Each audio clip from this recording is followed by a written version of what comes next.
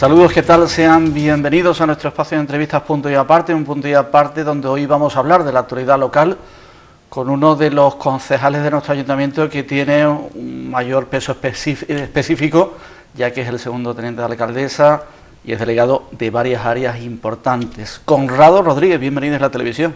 Muchas gracias por invitarnos, en este caso, invitarme a mí a participar en vuestro programa. Concejal de Presidencia, Desarrollo Económico, entre otras frutas variadas, peso importante sin duda alguna dentro del gobierno municipal, y estamos a pocas horas de que llevemos al pleno del ayuntamiento esa propuesta de ordenanzas fiscales para el próximo año. Sería la aprobación inicial, un paquete importante, y a la gente lo que casi siempre más le preocupa es el tema del IBI. El IBI sube, baja, se queda como está. ¿Qué va a pasar con el IBI en el próximo año? Eso es, el IBI, bueno, es normal que es el impuesto que más repercusión tiene para la ciudadanía y también como ingresos a nivel municipal. En definitiva, bueno, pues nosotros que al pleno la propuesta que vamos a llevar de modificación de ordenanzas fiscales, lo que planteamos básicamente es una congelación de los impuestos en la ciudad.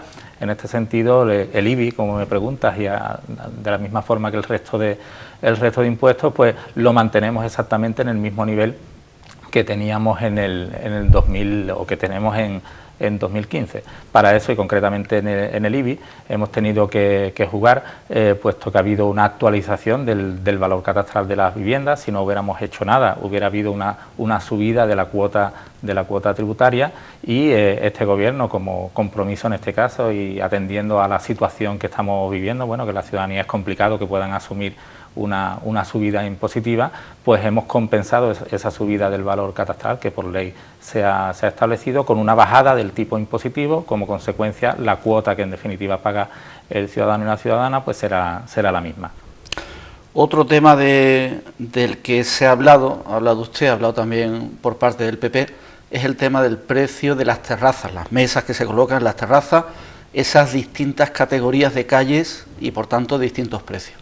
¿Ese tema piensa que se va a entender bien, que no va a ser complicado de que los propios hosteleros entiendan que cada uno va a tener un precio distinto?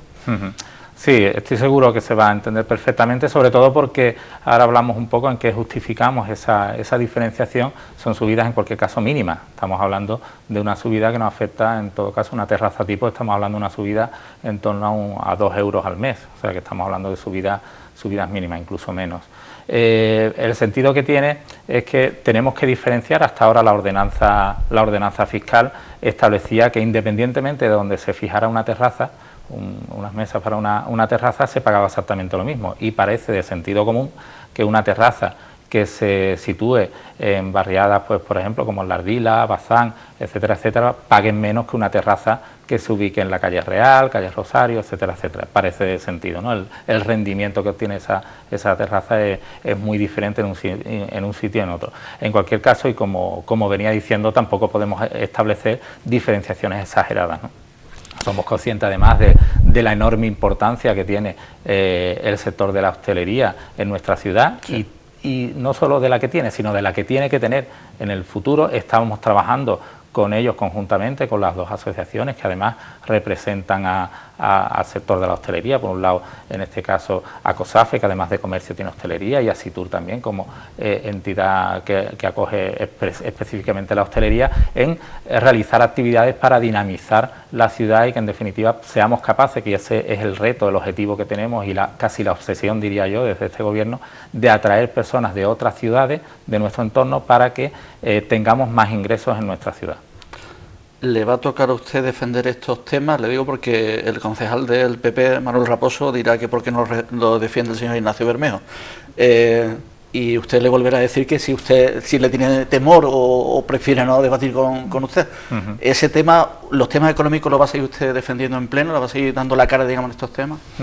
No los temas económicos en general, y bueno, lo que es muy significativo es que en la oposición le preste más atención a quién defiende en un pleno una materia o no, y más en el fondo de la cuestión, ¿no? Los problemas de la ciudad son muy importantes, es más importante que planteemos las soluciones que tenemos que dedicar, en este caso a la ciudad, para que beneficio de isleños e isleñas, y no tanto en ver quién defiende o no una moción, y estamos hablando un punto de gestión, y estamos hablando no solo de aspectos de puntos de gestión de materia económica, sino de otras materias, porque también estuve en el pleno anterior, pues en este caso pues interviniendo en materias no solo económicas, sino de otro ámbito. Otros concejales, en este caso propiamente el PP, no hicieron esa mención, el señor Raposo sí lo hizo. El tema, insisto, va a ser uno de los puntos estrellas puntos de debate dentro de lo que es el pleno de este mes. Y otro tema que se lleva importante, que se viene hablando desde la campaña electoral, desde el inicio del mandato, son las cláusulas sociales en los propios contratos que saque el ayuntamiento de obras y servicios. ¿Ha sido complicado el meter esas cláusulas sociales e intentar meter esas cláusulas sociales en esos contratos? Porque se hablaba de que era imposible, que legalmente había quien apuntaba que no era legal. ¿Ha sido complicado el hacer este trabajo?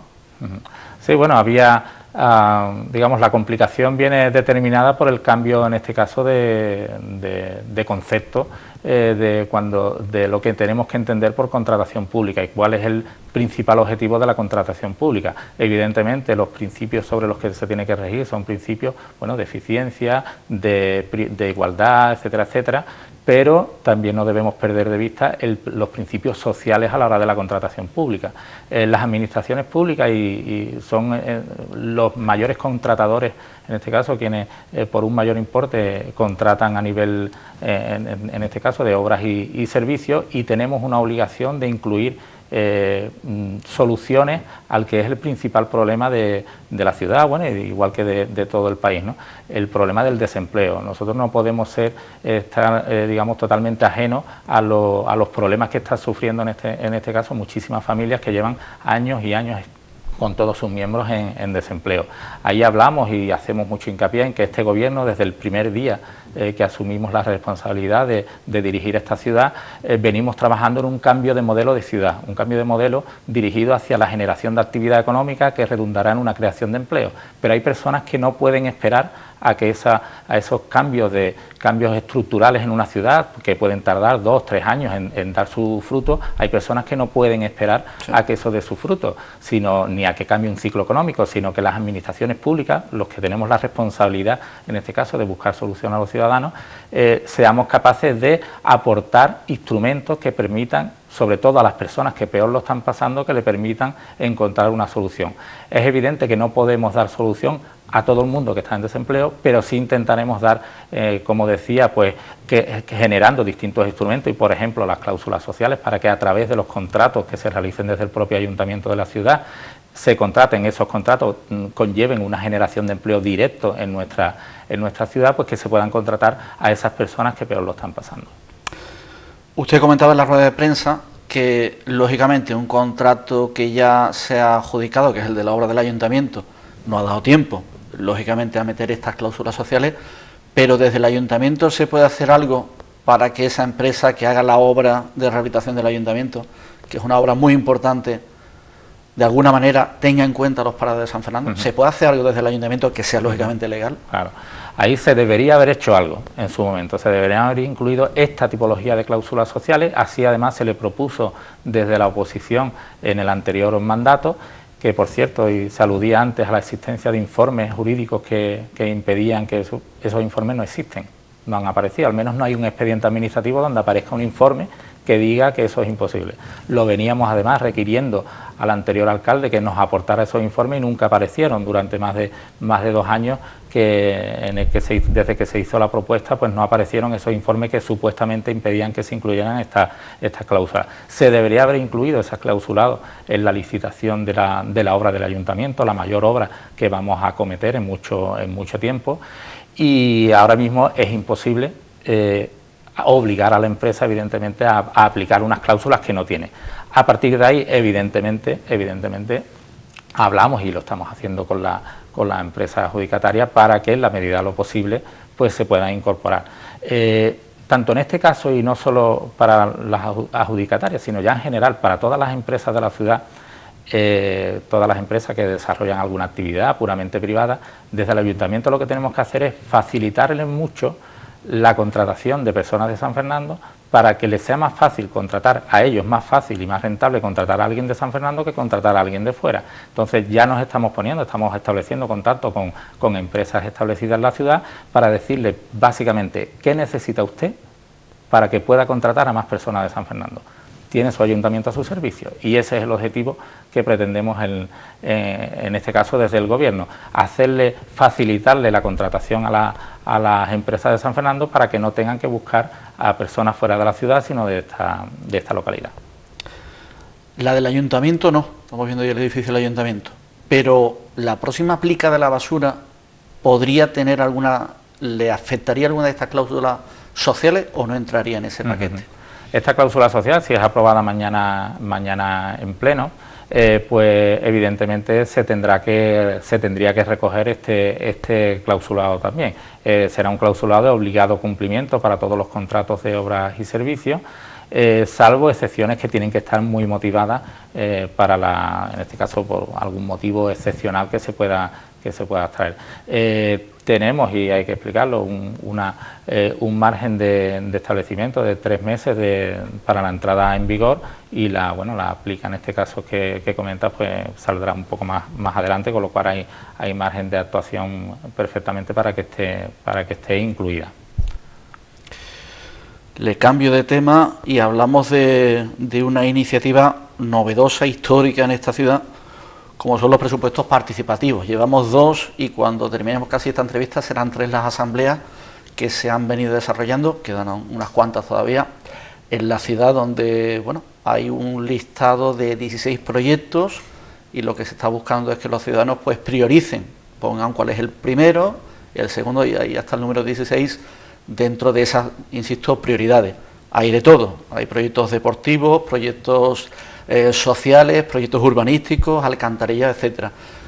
¿Contento hasta el momento con la respuesta del público en estas primeras asambleas?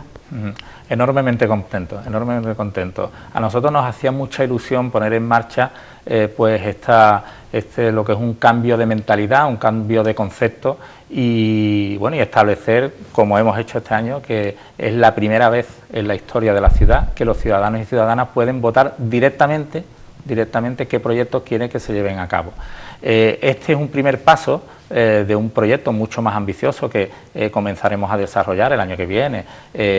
A partir del año que viene es un primer paso para que la ciudad se implique directamente en el desarrollo del presupuesto.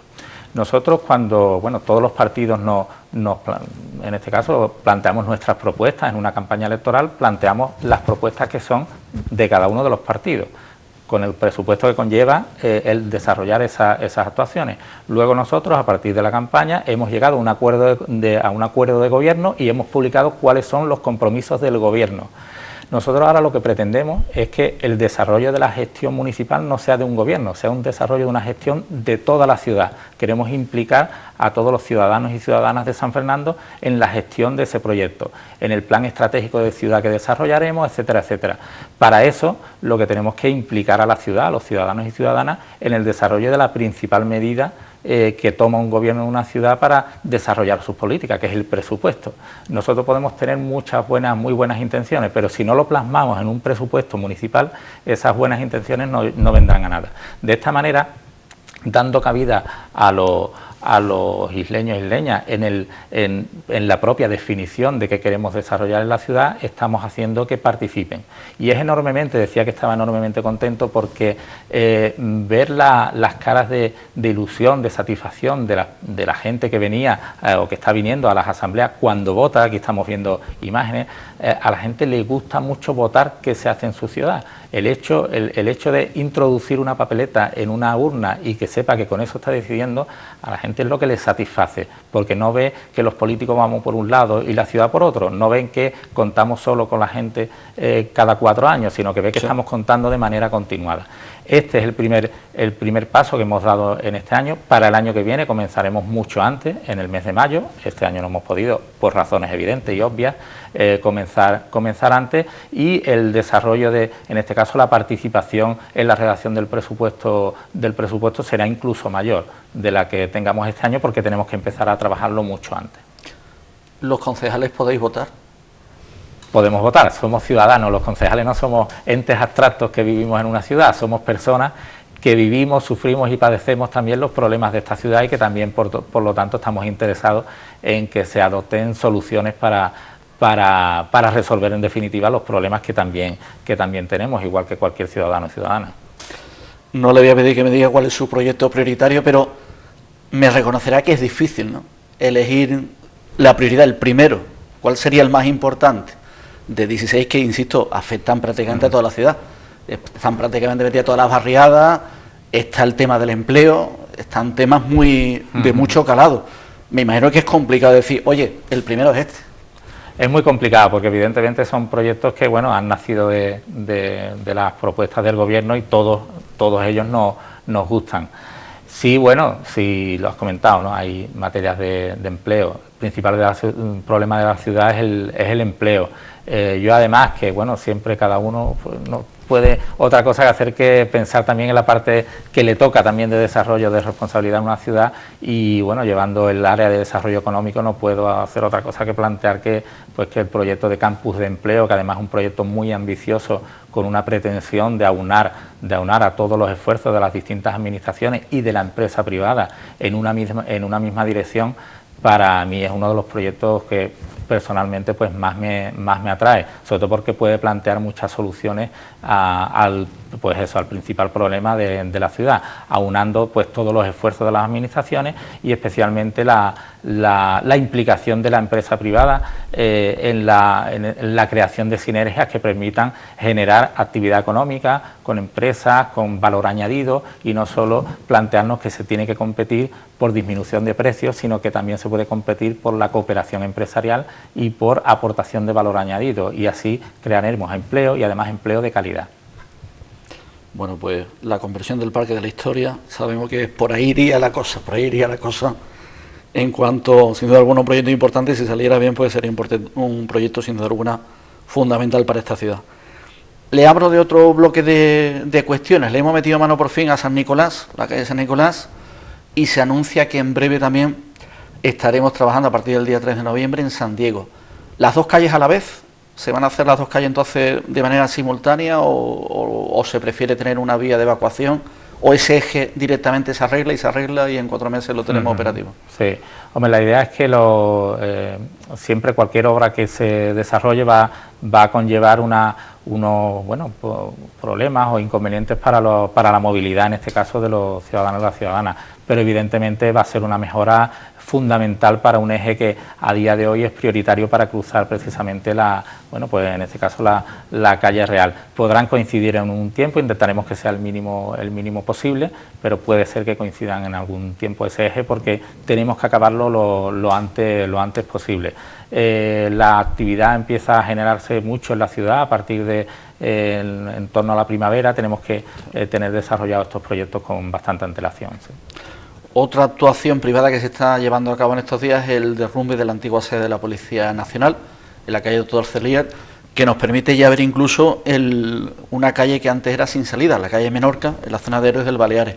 Me imagino que esto ya, cuando se urbanice, permitirá un poquito de mayor movilidad del tráfico en el centro. Eso sería un poco la idea a seguir, ¿no? Porque hay muchas calles en el centro, calles que es difícil a lo mejor la comunicación una con otra, pero actuaciones como esta, la verdad, que facilita que haya un tráfico más fluido, ¿no? Eso es. Nosotros tenemos que dar soluciones a un problema también que existe básico en los cascos históricos de la ciudad, no solo en San Fernando, sino en muchas ciudades. Bueno, que en su momento el desarrollo urbanístico que hubo en su momento pues no preveía en este caso que hubiera pues un tráfico fundamentalmente rodado de las características que hay, etcétera, etcétera.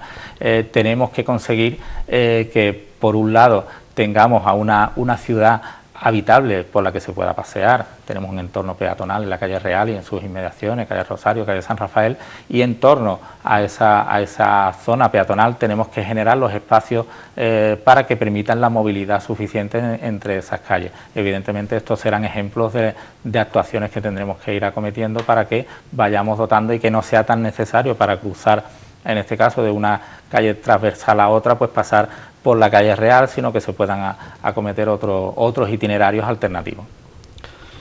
Estamos ya trabajando en Fábricas 2, ya se está haciendo alguna que otra iniciativa desde el punto de vista ya de papeles, mover papeles para que este parque empresarial sea una realidad. ¿En qué momentos estamos ahora con Fábricas 2? En Fábricas 2, que ha sido uno de los objetivos urgentes e inmediatos de este Gobierno, en definitiva lo que supone es poner en productivo un espacio industrial que, bueno, al que no llegaba la acometida eléctrica, algo impensable en pleno siglo XXI, pues ha sido uno de las prioridades de este Gobierno.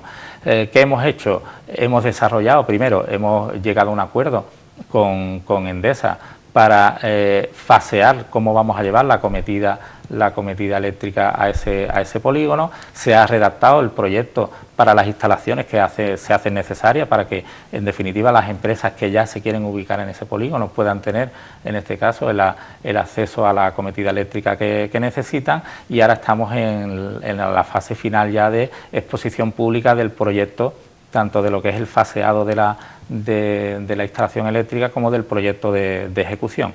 En cuanto tan pronto se termine, pues con la mayor urgencia posible sacaremos a licitación pública lo que es ya la contratación para la ejecución de esa obra. La que les ha caído encima con lo del Día del Cerro. Ha sido curioso porque efectivamente de hecho no fue el único acto que se suspendió, había un certamen de coros todo el fin de semana y decidieron no aplazarlo a 2 días, sino aplazarlo hasta la primavera, viendo las previsiones de lluvia del pasado fin de semana, del siguiente y del otro. Les han acusado a ustedes de intentar cargarse las tradiciones locales. En fin, se nos ha ido este tema un poquito de madre, digo, porque simplemente se ha hecho no había posibilidad de aplazarlo porque ya nos metemos en el fin de semana de los Todos Santos, etcétera.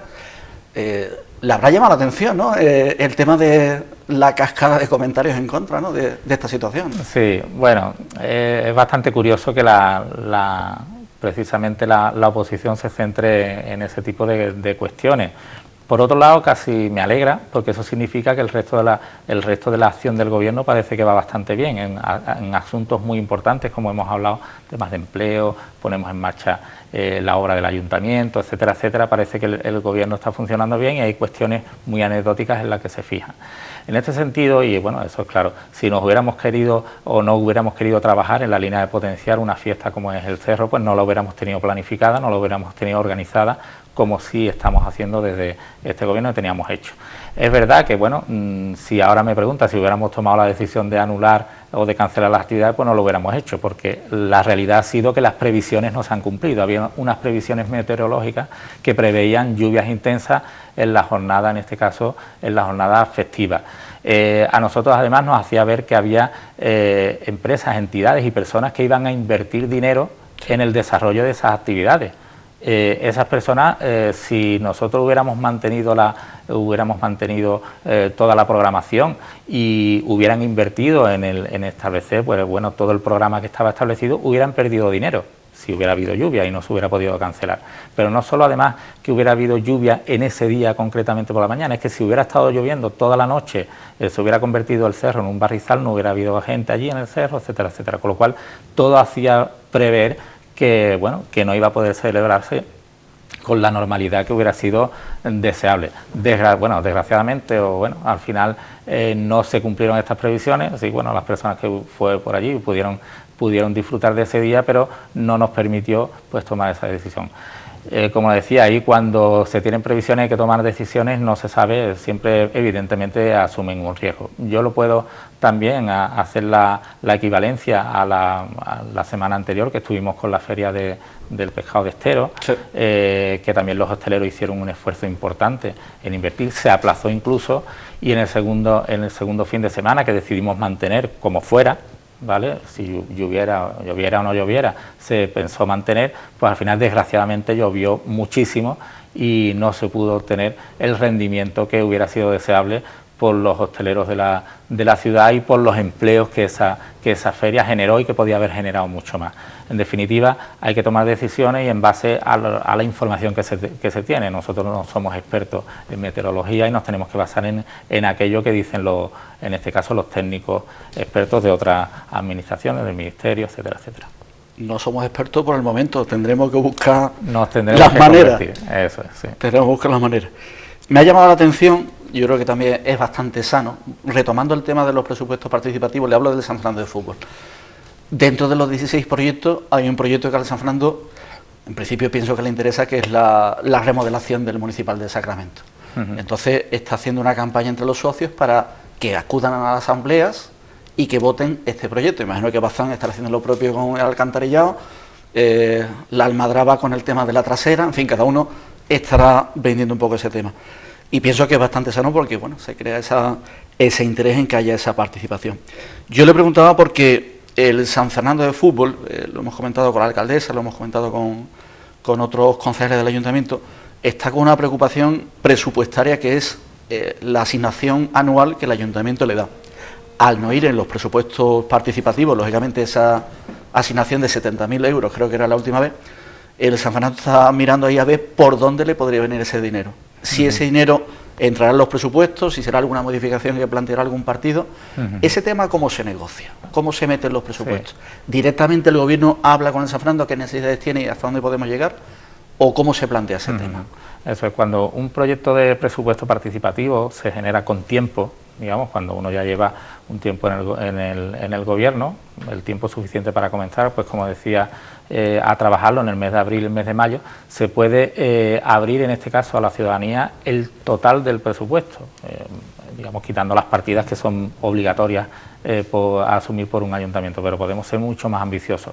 En este caso, y tenemos que tener en cuenta, nosotros entramos en el gobierno en el mes de junio, a mediados del mes de junio, pasamos todo un verano, es completamente imposible que abramos un proceso participativo real, sin engañar a nadie, en el que hubiéramos podido hablar de todo el presupuesto. En este sentido, lo que hemos iniciado y un poco en la línea nos hemos basado en lo que se han hecho en ciudades referentes en este ámbito, como puede ser la ciudad de París, con una alcaldesa precisamente, Ana Hidalgo, de San Fernando, pues seguir un poco la línea del primer año. Lo que se abre a la participación son las inversiones que se realizan en la ciudad, esas inversiones. Después hay otras muchas partidas que no son inversión, que estarán recogidas en el presupuesto y que llevan otro procedimiento, en este caso de establecimiento del presupuesto. En este caso esa subvención a la que me hace mención no viene recogida porque no es una inversión. Entonces está recogida en otro, o estará en estudio en este caso, en este momento, que es lo que estamos valorando, el resto del presupuesto, en otras partidas presupuestarias distintas a las de inversión. También, además, especificar que estas inversiones que se hablan en el presupuesto participativo tampoco tienen que ver con las inversiones específicas que se hacen de mantenimiento, reparaciones en barriadas, que esa parte se negocian con la Federación de Vecinos, en este caso implicada enormemente y que conocedora, bueno, pues a través de todo el colectivo asociativo que recoge la Federación, pues conoce perfectamente cuáles son las necesidades de cada una de las barriadas de la ciudad. Esa también tendrán su partida concreta. Aquí lo que hablamos son de proyectos de ciudad, proyectos que tienen un ámbito más allá de lo que son aspectos muy concretos de un barrio. Queda claro. Concejal, muchas gracias por este ratito. Le dejo que tiene usted una agenda hoy, me quejo de la mía, pero la suya también está bien apañada. Tiene usted hoy bastantes cosas que atender. Agradecerle este rato y lógicamente seguiremos muy pendientes de la evolución de estos temas que son temas de ciudad, ya sean los presupuestos participativos, ya sean otras iniciativas. Muchas gracias. Muchas gracias a vosotros. Pues hasta aquí llegó esta entrevista, este punto y aparte, con el concejal de Presidencia y también Desarrollo Económico de nuestro Ayuntamiento, Conrado Rodríguez. Muchas gracias a todos por su atención.